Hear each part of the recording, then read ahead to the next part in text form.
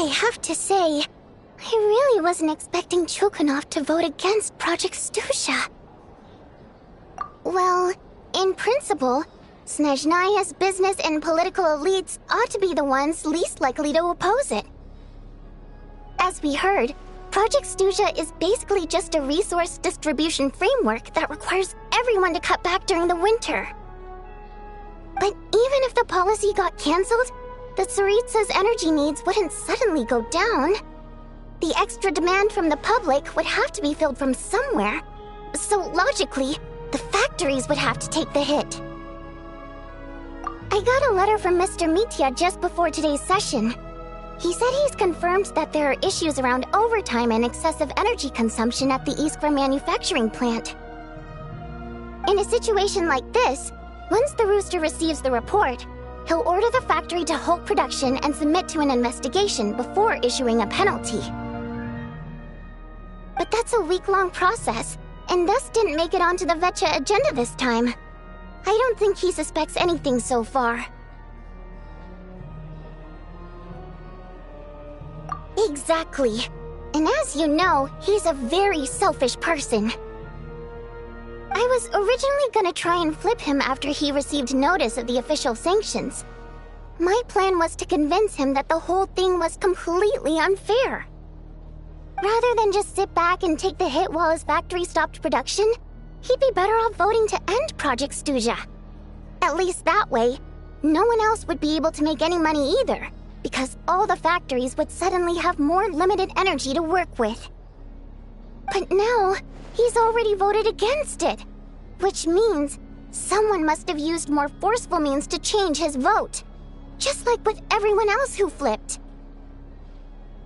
Yeah, no one knows why Lilac is so obsessed with ending Project Stusha, but by the looks of it, he's inching closer and closer to success.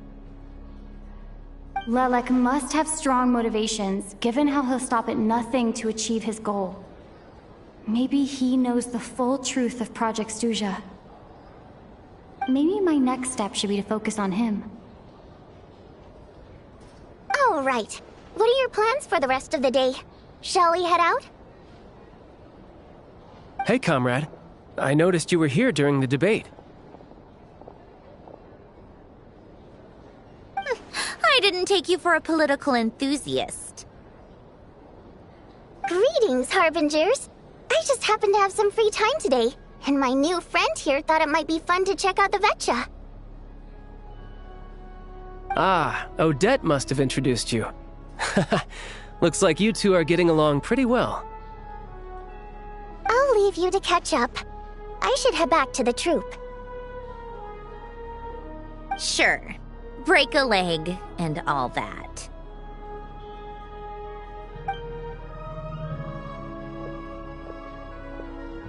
Thought it might be fun to check out the Vetcha, did you? Things are never that simple with you, Traveler. There's no way you're here for kicks and giggles. Tell me I'm wrong. Oh, yeah. To some, he's a captivating enigma. To others, he's the bane of their existence. No one ever thought that some anonymous nobody from the Rokot could cause such a stir. Huh? You want to look into Lelik? Then I'm sure his days of anonymity are numbered. What do you think, Sandrone? Fine by me, I guess. If the Traveler actually manages to expose Lelik, it'll be doing Pulcinella a favor. In return, it seems fair to let her in on what we've learned so far. My thoughts exactly. Sharing is caring, after all. Head back to Glupov and grab the files on Lelik. It's easier to just pull the records than go through the rigmarole of getting the Traveler a visitor's permit. As you command, child, sir. In that case, since we're going to be waiting anyway, I'll have someone brew a pot of black tea.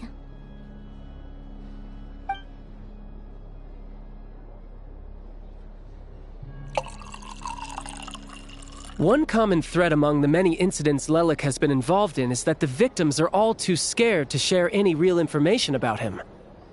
Clearly, he must have threatened them in some way. His modus operandi is to silently infiltrate the scene and leave a threatening letter behind. But neither the letters nor the crime scenes ever yield any clues to his identity. So all these files have to offer are short statements by the people affected. They don't give us a lot to go on. If nothing else, it shows we're dealing with a trained professional who's versed in counter-surveillance. Yes, and to that point, he often strikes in highly secure locations. The victims are high-ranking and influential people who take their personal security very seriously. Somehow, Lelik slips right into their rooms without making a sound. There's never any eyewitnesses, nor the slightest trace of a break-in. If he can get in and out undetected, it means he can strike without warning. Not that that's ever happened so far, but the thought is enough to scare these people sleepless. It's hard to believe that a human being could pull this off flawlessly every time, so they switched the focus of the investigation to Faye. Unfortunately, no one's found anything yet. Careful, don't underestimate me. Although truth be told, I'd probably find it hard not to blow my cover. Direct confrontation is more my style. We haven't ruled out the possibility of Lelik being human. It's just, there can only be a handful of people in all of Teyvat who'd fit the profile. Faye, on the other hand, plenty would have the ability, but few would have the motive. No, not as strong as me. You'll never find the culprit with criteria like that. Let's go with a little weaker than me. There's no denying that Master is strong, but meticulous. We can only hope.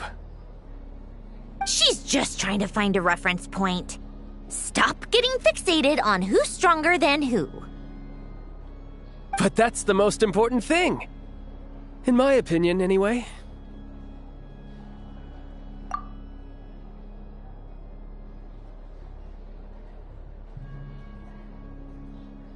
Odette?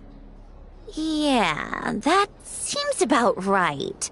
Her skills are solid, and she's always calm under pressure.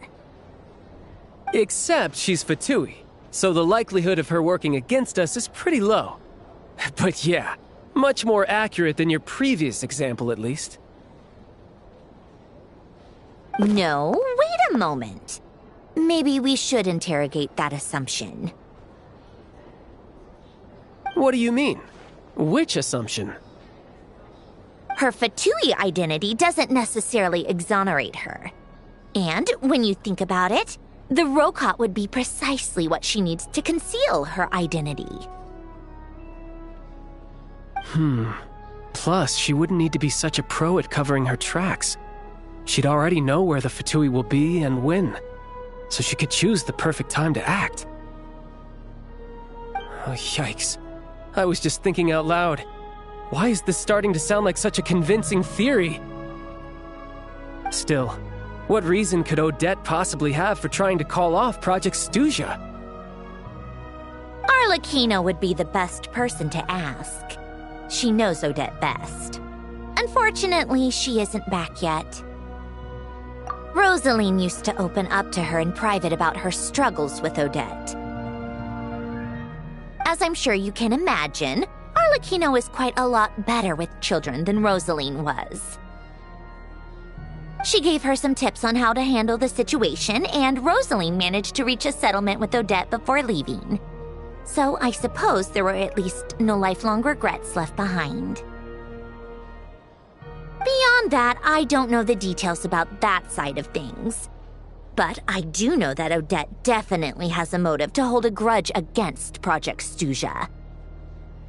The reason being, her father passed away during the early stages of the project.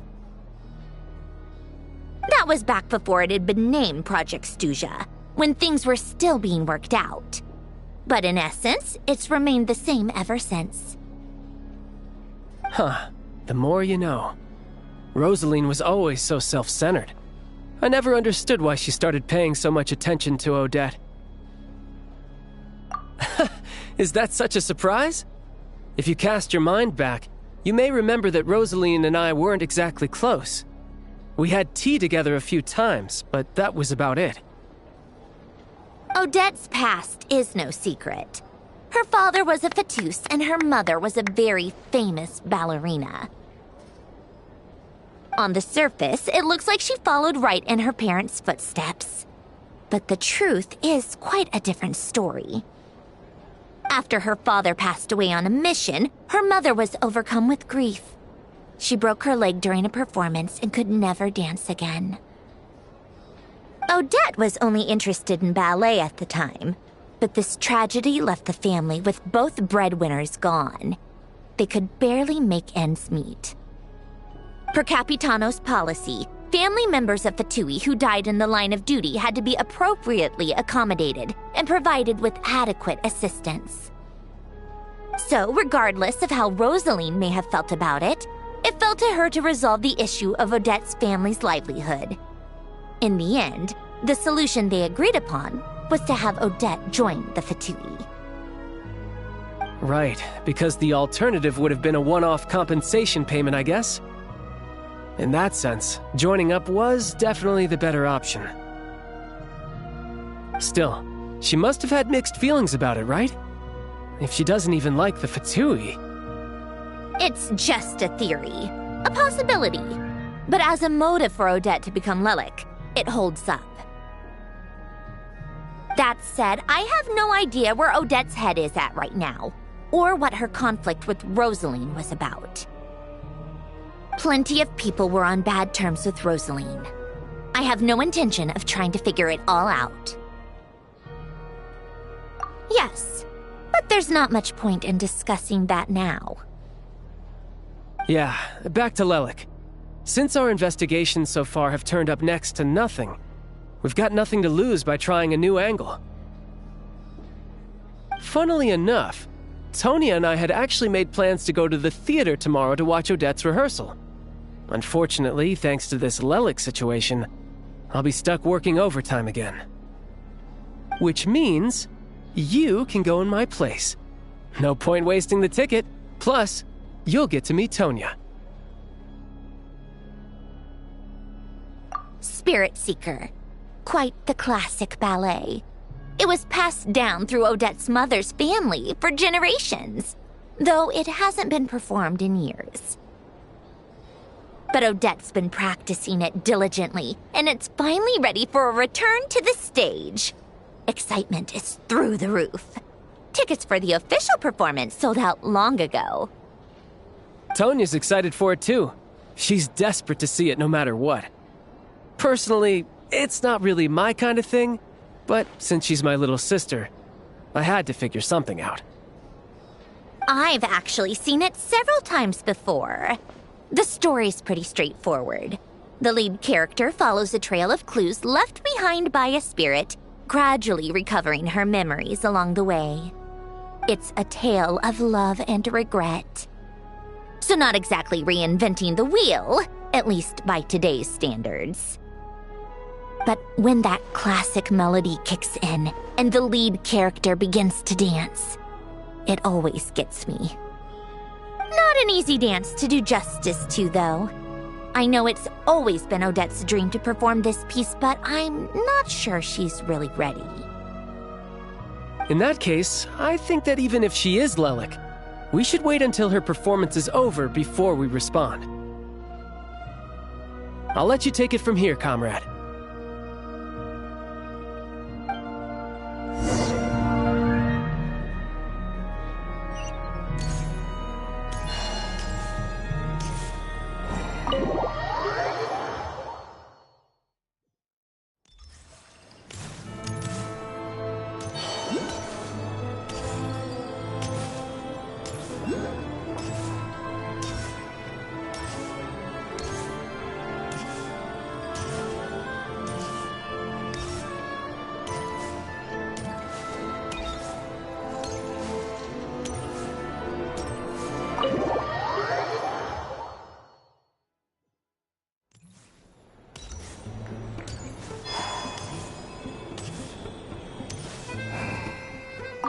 Hello again.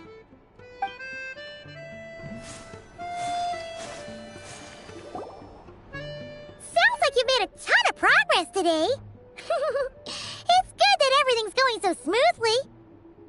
Next step is to head back to the theater and get a clear answer from Odette. Either way, Paimon doesn't get the sense that she's a bad person. Sure, she might have done some pretty extreme things, but Paimon bet she has her reasons. Maybe this is going too far, but like, with everything she's managed to do so far, wouldn't it make more sense in theory to be even more, you know, heavy-handed? Why leave a letter when she could, well, we know there are plenty of other ways to keep people in line, right? The point is, she could have gone further, but she didn't. So, if it is her, she's got some principles at least. Yeah! Well, all you can do is follow the facts wherever they lead. No change, really. But that thing Paimon told you about yesterday? Paimon feels like she can sense it more clearly now. Hearing you talk about your day makes Paimon itch for an adventure. If only she could be there with you so we could experience it all together. Yeah, I wish you could be there too. I'm not used to adventuring alone. But don't worry, we'll get to the bottom of this. Guess it's just one of those things. Never mind. Paimon will behave herself and keep resting.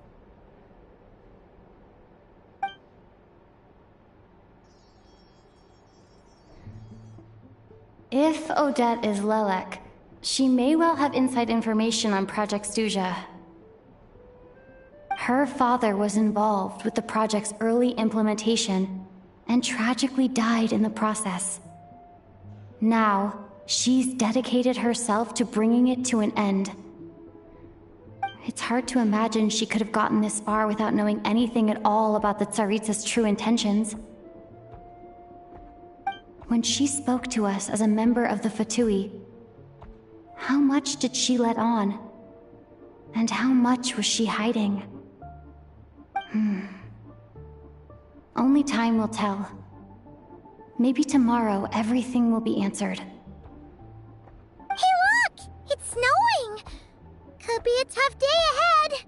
Make sure you wrap up warm tomorrow.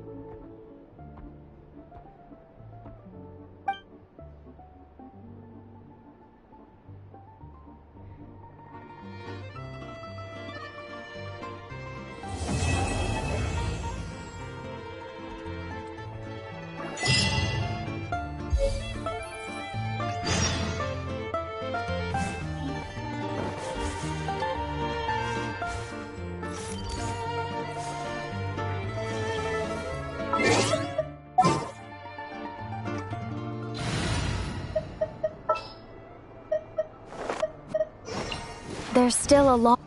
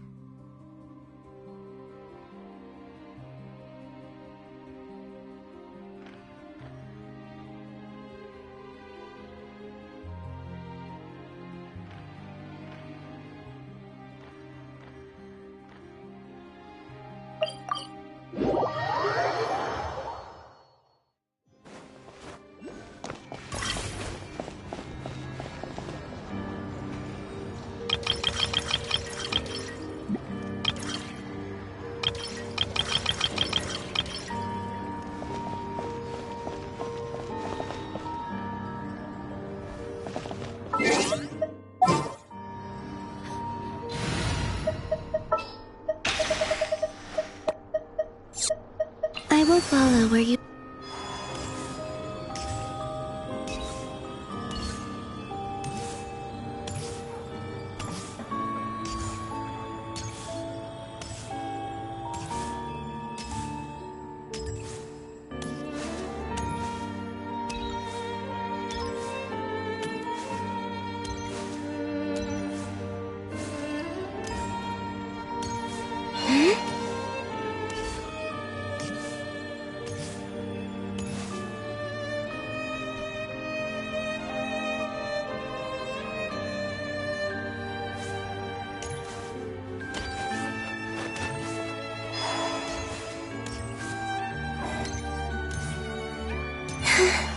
Raj is off goofing around again.